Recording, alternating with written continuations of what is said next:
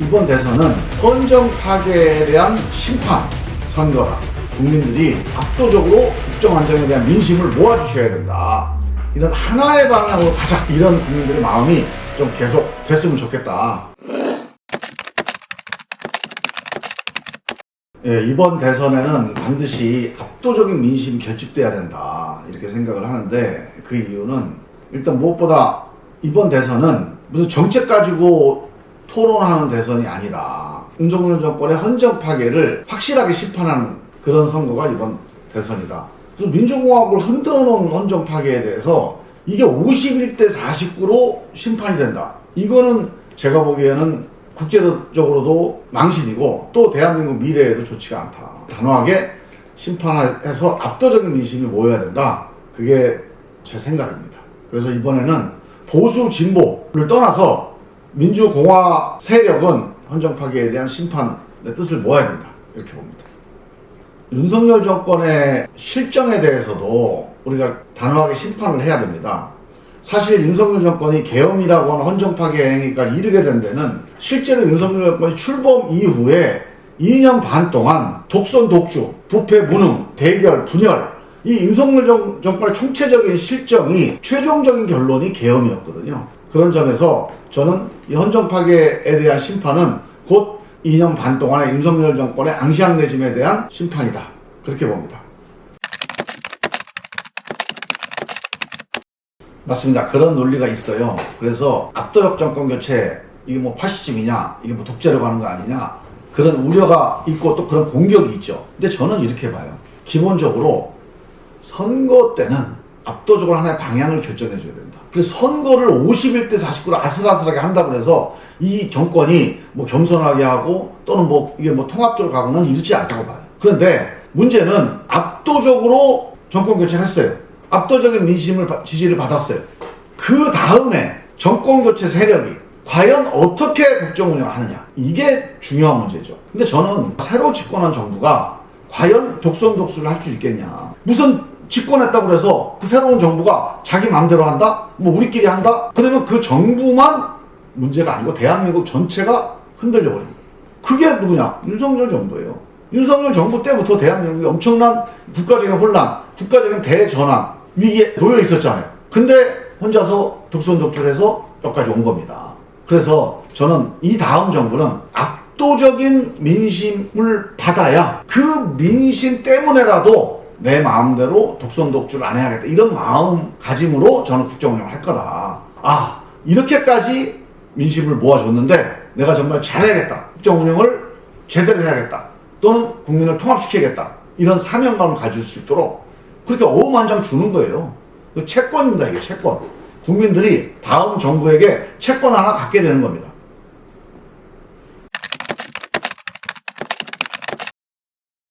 예, 이번 대선은 그동안의 대한민국의 이 국정의 혼란, 분열의 끝이어야 됩니다. 여기에 종지부를 찍어야 됩니다. 이제 더 이상 대한민국이 이렇게 혼란과 분열로 갈등하고 흔들릴 여유가 없습니다. 국민들의 마음이 하나로 모아져야 돼요. 그래야 새로운 출발, 새로운 시작을 할 수 있다.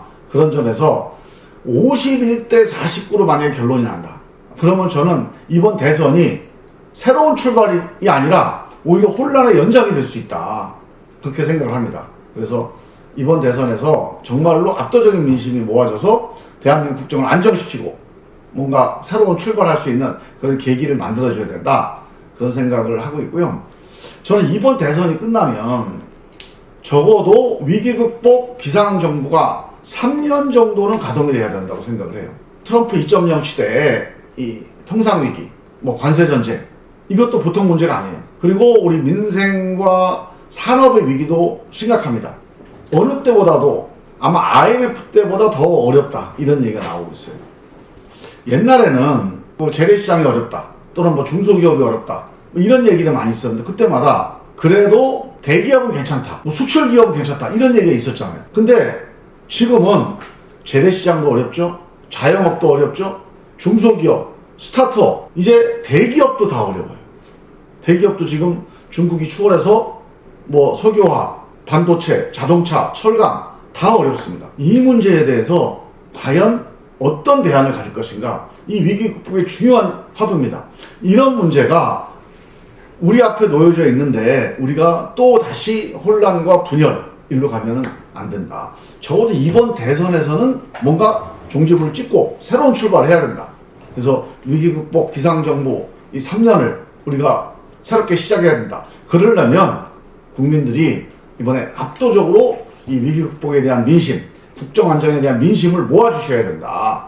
51대 49 선거로 가면 이건 국가적으로 엄청난 불행이다. 저는 그렇게 생각해요.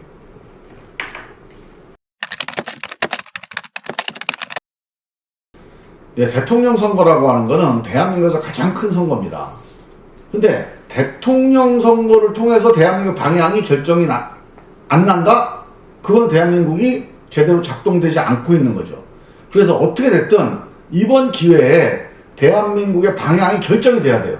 어느 쪽으로 가든. 뭐 보수로 가든 진보로 가든 뭐 좌로 가든 우로 가든 위로 가든 아래로 가든 방향이 결정되는 기능이 대통령 선거의 가장 큰 기능 중에 하나입니다. 그래서 이번 대선이 엄청나게 우리 국가적으로 좀 분열이나 내상이 있는 상태에서 치러지고 있잖아요. 그래서 하나의 방향으로 민심이 모아지려면 대선의 결과가 압도적으로 하나의 흐름을 만들어야 됩니다. 저는 그런 점에서 압도적 민심이 모아져야 대한민국 방향이 하나로 결정이 된다. 보수, 진보, 뭐 영남, 호남 이런 거 가리지 말고 대한민국 어디로 가야 되냐 여기에 대해서 우리 국민들이 결심을 해주셔야 된다. 그런 말씀을 좀 드리고 싶고요. 실제로 지금 여론조사를 보면 영남에서도 민주당과 이재명 후보에 대한 지지가 예전 선거보다 훨씬 높게 나옵니다. 제가 말씀드린 대한민국이 하나의 방향으로 가야 된다는 것에 대해서 영원함을 뛰어넘어서 뭔가 흐름이 만들어지고 있다. 저는 그런 조짐이라고 생각이 들고 이제 우리 이번 대선 끝날 때까지 이런 하나의 방향으로 가자. 이런 국민들의 마음이 좀 계속 됐으면 좋겠다. 그런 기대를 하고 있습니다. 이번 대선의 일단 가장 큰 대의명분은 이번 대선이 왜 생겼냐. 이 5년마다 찾아오는 정기 대선이 아니에요. 비상 대선입니다. 왜 비상 대선이 생겼냐. 계엄하고 헌정 파괴를 했으니까 생긴 거예요. 그럼 결국은 이 헌정 파괴에 대한 심판, 즉 민주헌정을 회복하는 것, 이게 저는 첫 번째 대의명분이다. 여기에 대한 확실한 의지, 또 확실한 길을 제시해 주는 게 가장 중요하다. 그 다음에 비상대선으로 인한 엄청난 혼란으로 국민들이 많이 피해를 입었습니다. 이 경제 민생의 피해, 또는 대외적인 협상의 위기, 이게 엄청난 국가적인 위기예요. 안 그래도 AI라든가 무슨 뭐 미중 충돌이라든가 이 위기에 대한 극복, 이게 또 중요한 저는 대의명분이다. 그리고 마지막으로는 실제로 단순히 이게 계엄이 아니더라도 대한민국이 AI로 인한 기술의 습격, 또 뭐 에너지 대전환, 그리고 우리 미래에 대한 불안, 뭐 연금 문제라든가 아니면 일자리 문제라든가 앞으로 AI로 다 뺏겨버리면 어떡하냐. 이 글로벌 질서가 대전환을 하는데 우리는 어떻게 대응할 거냐. 이런 대한민국 글로벌 전략에 대한 문제. 그 다음에 지방소멸. 여기서 민주주의가, 정치가 제대로 역할을 해서 국민들의 신뢰를 받고 국민들의 마음을 하나로 모아내고 있느냐. 이 점에서 되게 위기 상황이죠.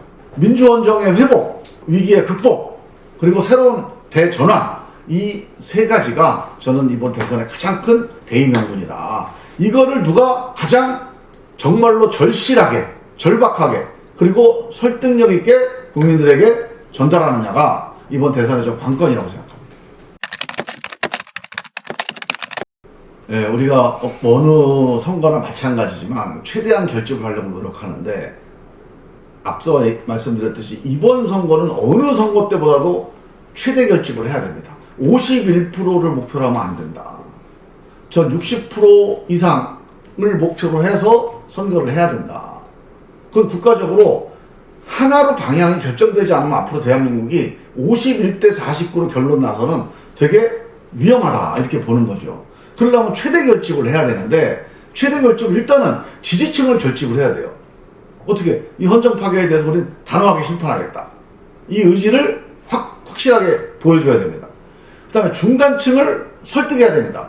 우리가 집권하면, 정권 교체가 되면 대한민국 국정 안정이 된다. 국민들 통합이 된다. 이거를 확실하게 안심을 시켜줘야 된다. 마지막으로 보통 반대하는 사람들은 신경을 안 써요. 근데 우리가 압도적인 결집, 압도적인 민심을 모아내려면, 최대한 결집을 하려면 반대층의 반대 강도도 낮춰야 된다. 약화시켜야 돼요. 어떻게 약화시킬 거냐? 반대층이 생각하고 주장하는 거 중에서 합리적인 게 있잖아요. 이걸 과감하게 받아들여야 됩니다. 그 반대층의 합리적인 주장을 포용하는 거. 반대 세력을 다 포용할 수는 없어요. 선거나 정치라고 하면 어차피 진영으로 나눠져 있기 때문에 그 세력을 다 포용해서는 이게 죽도 밥도 안 되잖아요. 그렇지만 그 주장 중에 합리적인 주장이 있죠. 그 사람 중에 또 합리적인 사람이 있잖아요. 그런 거에 대해서 우리가 과감하게 포용하고 받아들이는 그런 포용력, 또 통합의 능력, 이런 걸 보여주면 저는 반대층도 반대 강도가 약화된다. 제가 이걸 언제 느꼈냐면 1997년 대선 때 김대중 대통령이 당선될 때 그때 제가 실감을 했어요. 김대중 대통령이 당선되기 전에 88년부터 시작했고 김대중에 대해서는 엄청난 마타도가 있었습니다. 빨갱이다. 또 호남이다. 많은 사람들이 다 그렇게 술자리에 그렇게 얘기하고 다녔어요. DJ는 대통령 되기는 불가능하겠다. 대한민국 이렇게 많은 사람이 그렇게 막 기를 쓰고 반대하는데 이게 되겠냐. 근데 되더라고요. 어떻게 됐냐. DJ가 JP하고 손을 잡으면서 자기를 현해탄에서 빠져 죽이려고 했던 그 중앙정보부 부장을 했던 김종필하고 손 잡은 거예요. 그리고 박태준하고도 손을 잡은 거예요. 그러면서 그 사람들의 주장 중에서 합리적인 주장, 그 사람들의 추천 중에서 합리적인 추천을 받아들이겠다. 물론 정권의 중심은 민주당이 중심에서 가지만 그런 반대 세력도 합리적인 주장과 사람은 받아들이겠다. 이런 대연합, 대포용의 대연정의 비전을 보여준 거죠. 그랬더니 실제로 반대하는 사람이 아마 DJ를 안 찍었을지도 몰라요.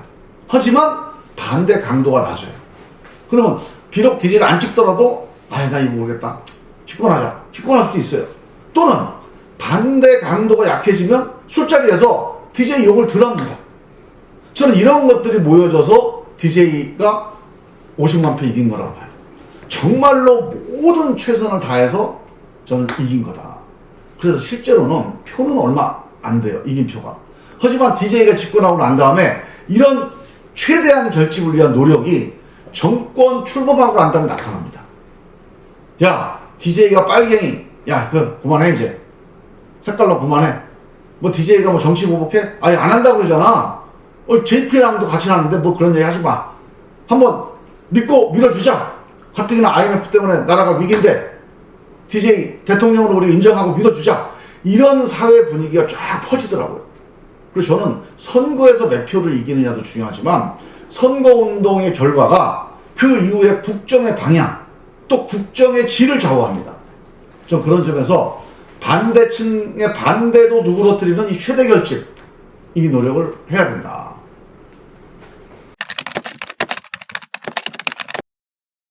새로운 정부는 저는 크게 두 가지가 꼭 필요하다. 단기적으로는 위기 극복 비상정부를 저는 3년 정도는 해야 된다. 그 다음에 장기적으로는 글로벌 대전환에 맞춰서 대전환의 대개혁을 해야 된다. 저는 크게 두 가지 숙제가 있다.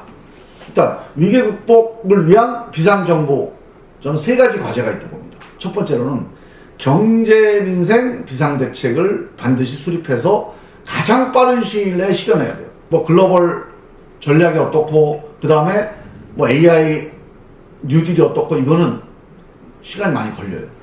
일단 첫 번째로는 이 경기를 좀 살려야 됩니다.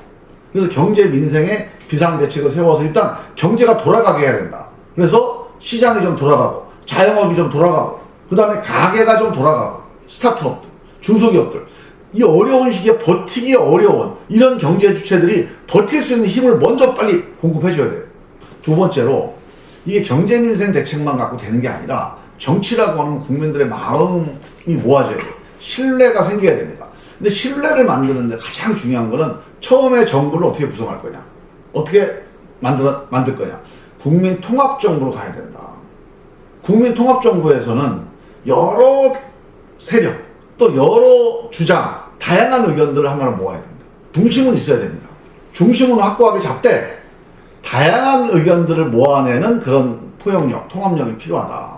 저는 그래서 다양성을 존중하는 국민통합정부. 그래서 저는 뭐 경제 분야에서 또는 뭔가 복지 분야에서 또는 미래 전략 분야에서 외교 분야에서 다양한 의견들을 모아내려는 노력을 필요하다. 꼭 그게 무슨 어느 당, 무슨 뭐 국민의힘이라든가 빨간 당을 꼭 입각을 시켜라 이런 게 아니라 그런 의견들을 충분히 소통하고 담아낼 수 있는 그런 포용력 있는 인사들을 이 정부에다가 좀 전진 배치시켜야 된다. 저는 그런 점에서 국민통합정부가 매우 중요하다. 중요한 또 하나의 과제, 세 번째 과제는 통상 외교에 있어서 초당적인 대응이 반드시 필요합니다. 지금 이 트럼프 2.0 관세 전쟁 이 문제를 풀어가는 데 있어서 이게 저는 트럼프가 누구랑 가깝다, 트럼프가 무슨 뭐 보수냐 진보냐 이런 논쟁을 할 게 아니에요. 일단 이 현실이 있잖아요. 미국과 가까운 사람은 미국과 관계를 풀고, 중국과 가까운 사람은 중국과 관계를 풀고, 베트남, 일본, 인도네시아 우리가 가지고 있는 모든 이 외교 역량을 총동원해서 같이 함께 연합해서 풀어가야 됩니다. 이 초당적 대응이야말로 지금 대한민국 가장 중요한 외교 전략이에요. 통상 외교 전략은 무슨 대단한 해법과 비법이 있는 게 아닙니다. 이 초당적인 전략이야말로 제일 중요한 거다. 그래서 세 가지. 경제, 민생, 비상대책. 그 다음에 국민 통합정부. 그 다음에 통상 외교의 초당 대응. 이 세 가지를 비상정부가 3년 동안 견제해야 된다. 이게 제일 중요합니다.